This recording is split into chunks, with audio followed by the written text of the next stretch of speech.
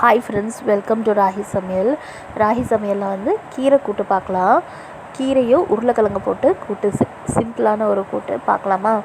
இப்போ வந்து கீரை வந்து நல்லா வாஷ் பண்ணி எடுத்துக்கணும். அந்த தண்ணி வந்து நல்லா முங்குற அளவுக்கு நல்லா பெரிய பாத்திரத்தில் தண்ணி ஊற்றி அலசி கீரை எடுத்தால் மட்டும்தான் கீரை உள்ள தூசி அப்புறம் மண் எல்லாமே அடியில் நல்லா தங்கிடும். நம்மளுக்கு ஒரு க்ளீனான கீரை நம்மளுக்கு வந்து ரெடி ஆகிடும். அதனால் பெரிய பாத்திரத்தில் தண்ணி வச்சு அலசி எடுத்துக்கோங்க கீரை எப்போ யூஸ் பண்ணாலுமே. இப்போ வந்து கீரை நான் செய்கிறதுக்காக வெங்காயம் தக்காளி எல்லாமே நல்லா சாப் பண்ணி எடுத்துக்கிட்டேன். வெங்காயம் தக்காளி வந்து நல்லா பொடிசாக நறுக்கி எடுத்துக்கணும். ஃபஸ்ட்டு வந்து ஆயில் ஆட் பண்ணிவிட்டு நம்ம வந்து ஒரு பேனில்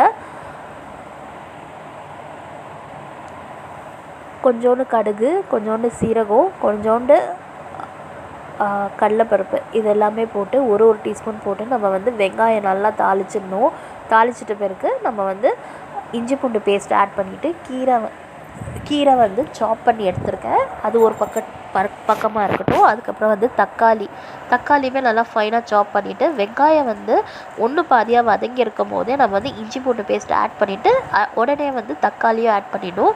அப்புறம் வந்து உருளைக்கிழங்கு ஆட் பண்ணிவிட்டு சாப் பண்ணி வச்சுருந்த கீரை ஆட் பண்ணிவிட்டு இதெல்லாமே ஆட் பண்ணி முடிச்சிட பிறகு ஒரு டீஸ்பூன் மிளகாத்தூள், தனியாத்தூள், ஒரு அரை டீஸ்பூன் மஞ்சத்தூள் இதெல்லாமே ஆட் பண்ணிட்டோன்னா இதெல்லாமே கலக்கி விட்டுட்டு ஒரு 1/4 கிளாஸ் அளவுக்கு தண்ணி ஆட் பண்ணிவிட்டு அப்புறமா தேங்காய் இது மேல் தூள் எல்லாமே நம்ம அலசி எடுத்துகிட்டு அப்புறமா அதை எல்லாமே கட் பண்ணிவிட்டு சீரகம் போட்டு தேங்காய் ஆட் பண்ணிட்டோன்னா ஒரு சூப்பரான கீரை கூட்டு ரெடி.